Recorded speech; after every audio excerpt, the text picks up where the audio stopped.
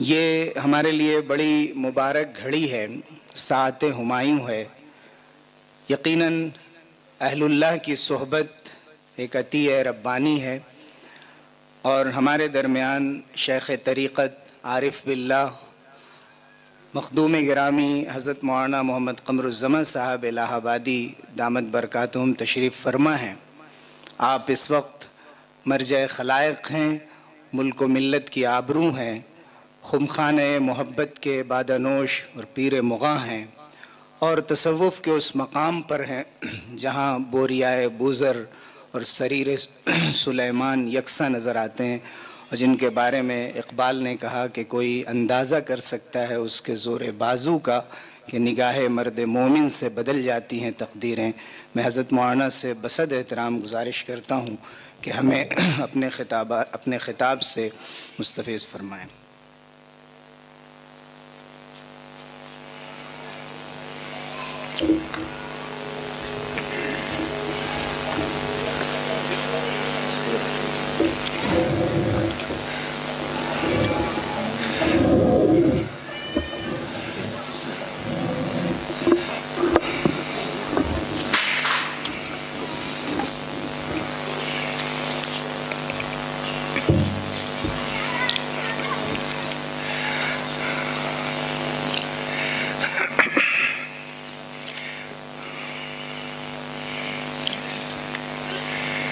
بسم اللہ الرحمن الرحیم نحمدہ ونصلی علی رسول کریم اما بعد اعوذ باللہ من الشیطان الرجیم بسم اللہ الرحمن الرحیم قل اعوذ برب الناس ملک الناس الہ الناس من شر الوسواس الخناس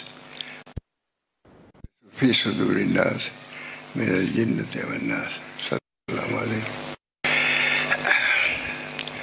دوستو، بزرگوں، عزیزوں، حضرت مولانا کے اصرار کی بنا پر کچھ کہنے کی ہمت کر رہا ہوں۔ اللہ تعالیٰ اس کو قبول فرمائے۔ یہ مولانا نے اعمال کے متعلق بھی کافی بیان فرمایا ہے۔ میرے ذہن میں آیا کچھ جزاؤں کے متعلق بیان کروں۔ اللہ تعالیٰ نے دونوں ہی بیان کیا، اعمال کو بھی بیان کیا ہے اور جزاؤں کو بھی بیان کیا ہے۔ مجھے یاد آتا ہے کہ شیخ عبدالحق محدث دہلوی جب مدینہ منورہ سے ہندوستان آئے تو انہوں نے وزیر اعظم شیخ فرید کو خط لکھا یا نصیحت کیا کہ اخلاص عمل کا خیال رکھو۔ دیکھیے اس زمانے میں شیخ عبدالحق محدث دہلوی، اس وقت شیخ فرید وزیر اعظم تھے شاہجہاں کے، ان کو نصیحت کیا کہ اخلاص عمل کا خیال رکھو اور ظاہر و باطن میں توافق پیدا کرو، اور عجزیہ کو پیش نظر رکھو، جزاؤں کو۔ وہ دونوں تو اعمال تھے، جزاؤں کو پیش نظر رکھنا یہ بھی ایمانیات میں سے ہے۔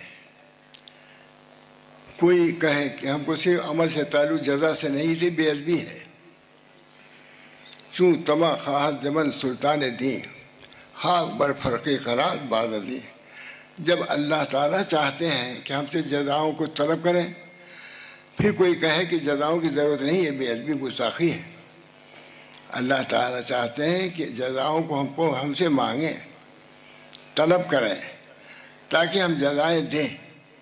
پورا قرآن بھرا ہوا ہے کہ اعمال کو بھی بیان کیا اللہ تعالیٰ نے، اور اس کے ساتھ ساتھ جزاؤں کو بھی بیان فرمایا ہے۔ نبی اکرم صلی اللہ علیہ وسلم یوں فرماتے ہیں کہ کوئی شخص اپنے عمل سے جنت میں نہیں جائے گا، صریح حدیث ہے۔ کوئی شخص اپنے عمل سے جنت میں نہیں جائے گا۔ صحابہ نے عرض کیا یا رسول اللہ، کیا آپ بھی نہیں جائیں گے؟ کہا میں بھی نہیں جاؤں گا مگر جب کہ اللہ مجھ کو ڈھانپ لے۔ قرآن کہہ رہا ہے کہ اعمال ہی سے لوگ جنت میں جائیں گے۔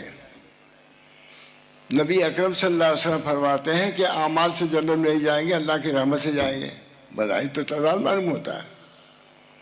میرے ذہن میں آیا مولانا یہ نبی اکرم صلی اللہ علیہ وسلم غایت عبدیت میں یہ فرما رہے ہیں، اور اللہ تعالیٰ مقام ربوبیت سے بول رہے ہیں، بندے میرے کمزور ہیں، پریشانیاں ہیں، الجھنیں ہیں، اس میں بھی سبحان اللہ بحمدی کہے جا رہے ہیں، تو اس کی جگہ میں نہیں دوں گا تو کون دے گا ان کو؟ بندے کا بندگی کا تقاضا یہ ہے کہ کتنی ہی عبادت ہو، پہاڑوں عبادت کیے ہو، مگر اللہ تعالیٰ کے ذات عظیم کے سامنے کوئی حیثیت اس کی نہیں ہے۔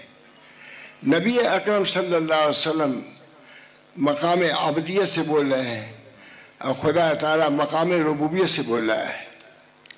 اس بنا پر میرے دوستوں دونوں میں کوئی تضاد نہیں ہے۔ اس بنا پر میرے ذہن میں آیا ہے یہ تھوڑی سی جزا کے بعد ہی بیان کروں۔ بار بار اللہ تعالیٰ نے فرمایا کہ اگر یہ عمل کرو گے تم کو اللہ تعالیٰ جنت میں بھیجے گا۔ جنت اور دوزخ مخلوقات آن، اہل سنت جماعت کا مطلب دوزخ اور جنت دونوں مخلوق ہیں، متوہمہ نہیں ہیں۔ بہت سے ہمارے مسلمان بھائی باوجود اسلام کے دعوے کے جنت اور دوزخ کو ایک وہم کے درجے میں سمجھتے ہیں، یہ غلط ہے۔ اہل سنت جماعت کا مسلک یہی ہے کہ یہ دونوں پیدا ہیں، مخلوقتان، دونوں مخلوق ہیں۔ اس بنا پر اس پر ایمان لانا بھی ضروری ہے۔ ہم بہت سنتے ہی آ رہے ہیں کہ بہت سے لوگ کہتے ہیں یہ سب ایسی چیز ہے۔ نہیں میرے دوستو، ایمان لاؤ جنت پر اور دوزخ پر، اور اس کا سوال کرو، اللہم انی اسألک الجنہ وما قرب الیہ من قول العمل واعوذ بک من النار وما قرب الیہ من قول العمل۔ نبی اکرم صلی اللہ علیہ وسلم کی دعا ہے۔ ہمارے حضرت شاہ رسول اللہ صلی اللہ رحمۃ اللہ علیہ فرماتے تھے کہ اس کا تقاضا یہ ہے کہ ہم اللہ کے سامنے جنت کو مانگیں اور دوزخ سے پناہ مانگیں۔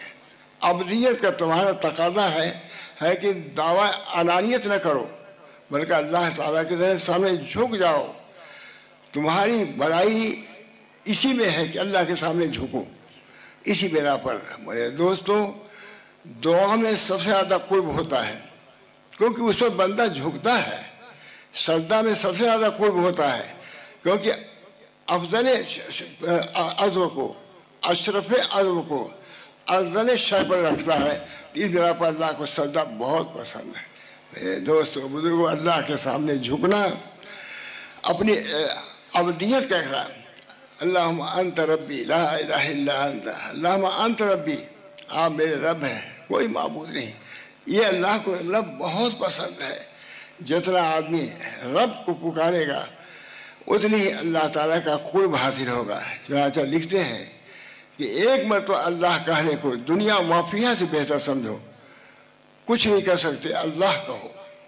فرماتے ہیں حضرت ماں گنگوئی جو راس المتاخرین کہے جاتے ہیں، ایک مرتبہ اللہ کہنے کو دنیا مافیہ سے بہتر سمجھو، ایک سجدے کو دنیا مافیہ سمجھو۔ ایک ہی سجدہ نہ کرنے سے شیطان رادے درگاہ ہوا، ایک سجدہ نہ کرنے سے۔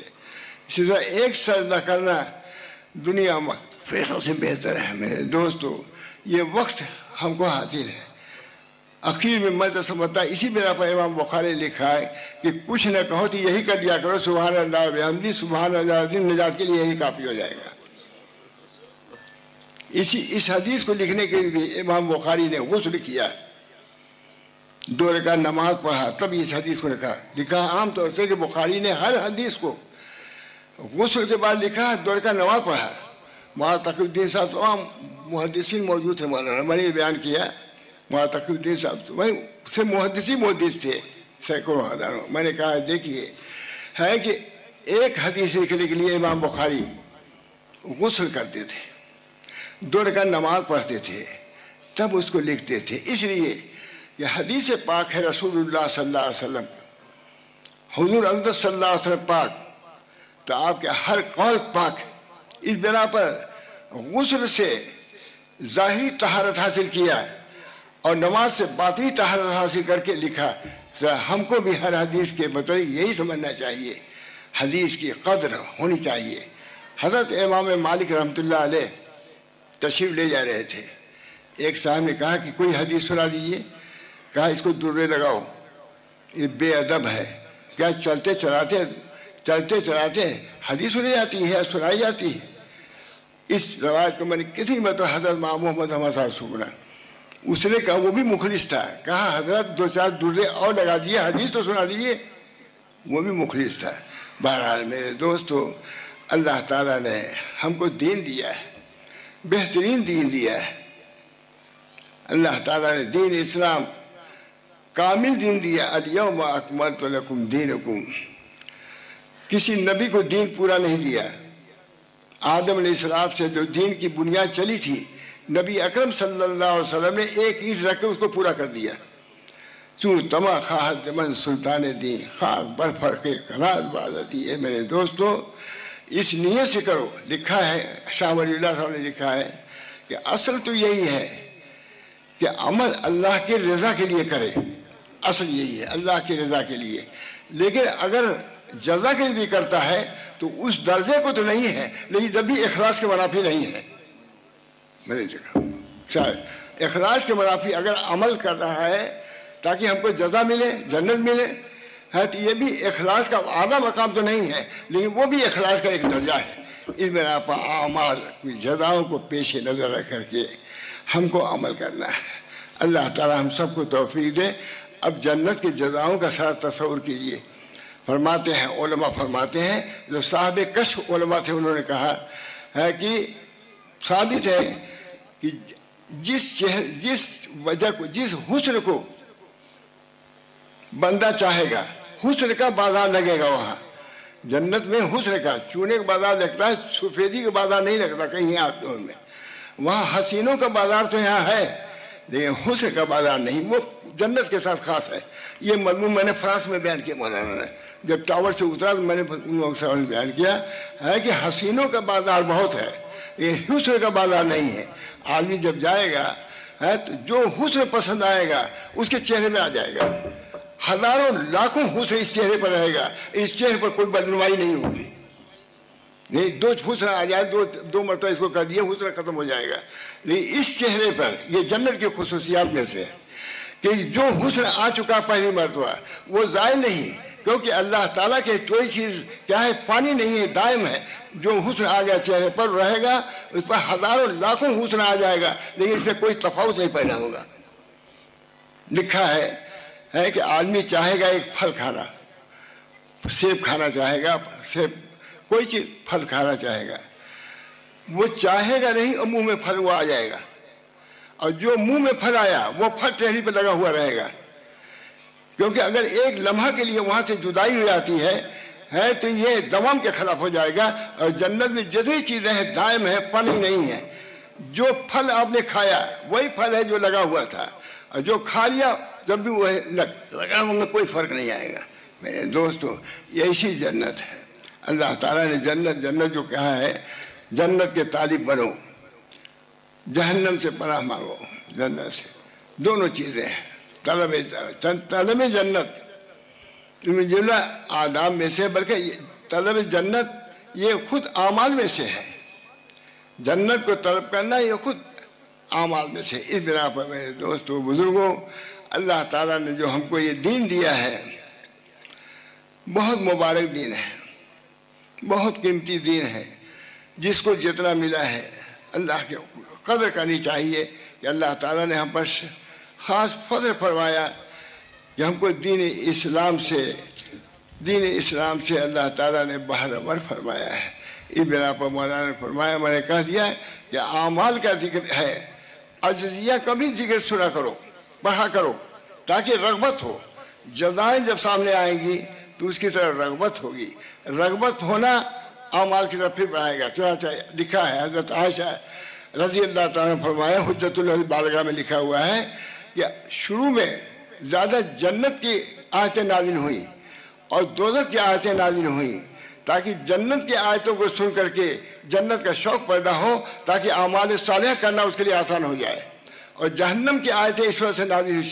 حضرت عائشہ فرما رہی ہیں, شاہ ولی اللہ صاحب نقل کر رہے ہیں, جہنم کی آیتیں اس لیے نازل ہوئی کہ تاکہ جہنم کا خوف پیدا ہو, اور جتنا خوف ہوگا جہنم کا اتنی اعمال मासी से दूरी होगी तो इस तरीके से वो जन्नत को पा जाएगा और जहन्नम से निजात पा जाएगा।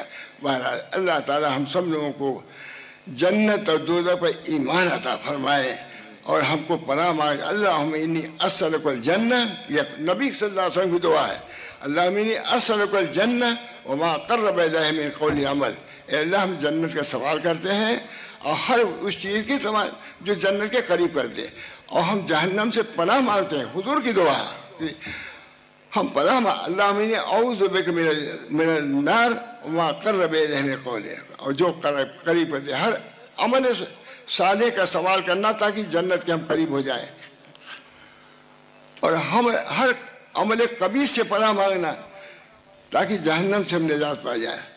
दोस्तों बुजुर्गों, अल्लाह ताला हम सबको इसकी तौफीक मरहमत फरमाए ताकि सही मानों में हम कुरान को समझें, आमाल को भी समझें, उनकी जज़ाओं को भी समझें, उस पर भी ईमान लाए हैं कि ये अल्लाह ने वादे जो फरमाए हैं ज़रूर पूरा फरमाएगा। बस दुआ कीजिए अल्लाह ताला से कि अल्लाह ताला हम सब लोगों को अपनी रज़ा और खुशनुदी से मुशर्रफ फरमाए और हमको जन्नत में दाखिल फरमाए और जन्नत की नेमतों से सरफराज फरमाए, जहन्नम से निजात दे और वो आमाल जो जहन्नम की तरफ ले जाने वाले हैं उनसे भी पनाह दे। दुआ कीजिए। अल्लाहुम्मा सल्ली अला सय्यिदिना मुहम्मद अल्लाहुम्मा सल्ली अला सय्यिदिना मौलाना मुहम्मद अदद मा फी इल्मिल्लाह सलातन दाइमतन बिदवाम मुल्किल्लाह। अल्लाहुम्मा सल्ली अला सय्यिदिना व नबियिना मौलाना मुहम्मद अदद मा फी इल्मिल्लाह सलातन दाइमतन बिदवाम मुल्किल्लाह। अल्लाहुम्मा रब्बना आतिना फिद दुनिया हसनह व फिल आखिरति हसनह व क़िना अज़ाबन नार। रब्बना ला तुज़िग़ क़ुलूबना बअद इज़ हदैतना व हब लना मिन लदुनका रहमह इन्नका अंतल वह्हाब। अल्लाहुम्मा आतिना फिद दुनिया हसनह फिल आखिरति हसनह व क़िना अज़ाबन नार। रब्बना ला तुआख़िज़ना इन नसीना अव अख़्ताअना रब्बना वला तहमिल अलैना इसरन कमा हमलतहु अला लज़ीना मिन क़ब्लिना रब्बना वला तुहम्मिलना मा ला ताक़त लना बिह वाफ़ु अन्ना वग़फ़िर लना वरहमना अंत मौलाना फंसुरना अलल क़ौमिल काफ़िरीन। रब्बना ला तजअलना फ़ितनतन लिल्लज़ीना कफ़रू वग़फ़िर लना रब्बना इन्नका अंतल अज़ीज़ुल हकीम। रब्बना ला तजअलना फ़ितनतन लिल्लज़ीना कफ़रू वग़फ़िर लना रब्बना इन्नका अंतल अज़ीज़ुल हकीम। रब्बना ला तजअलना फ़ितनतन लिल्लज़ीना कफ़रू वग़फ़िर लना रब्बना इन्नका अंतल अज़ीज़ुल हकीम। रब्बना ला तुज़िग़ क़ुलूबना बअद इज़ हदैतना व हब लना मिन लदुनका रहमह इन्नका अंतल वह्हाब। अल्लाहुम्मा अल्लिफ़ बैन क़ुलूबिना व अस्लिह ज़ात बैनना वहदिना सुबुल सलाम व नज्जिना मिनज़ ज़ुलुमाति इलन नूर व जन्निबना अल-फ़वाहिश मा ज़हर मिनहा व मा बतन व बारिक लना फ़ी अस्माइना व अबसारिना व क़ुलूबिना व अज़वाजिना व ज़ुर्रिय्यातिना व तुब अलैना इन्नका अंतत तव्वाबुर रहीम। अल्लाहुम्मा अल्लिफ़ बैन क़ुलूबिना व अस्लिह ज़ात बैनना वहदिना सुबुल सलाम व नज्जिना मिनज़ ज़ुलुमाति इलन नूर व जन्निबना अल-फ़वाहिश मा ज़हर मिनहा व मा बतन व बारिक लना फ़ी अस्माइना व अबसारिना व क़ुलूबिना व अज़वाजिना व ज़ुर्रिय्यातिना व तुब अलैना इन्नका अंतत तव्वाबुर रहीम। अल्लाह ताला अपने फज़ल करम से इन दुआओं को कबूल फरमा, हर किस्म की हमको आफ़ियत अता फरमा, युस्र व आफ़ियत अता फरमा, तमाम बुराइयों से हमको हमारे तमाम बच्चों को की हिफाजत फरमा।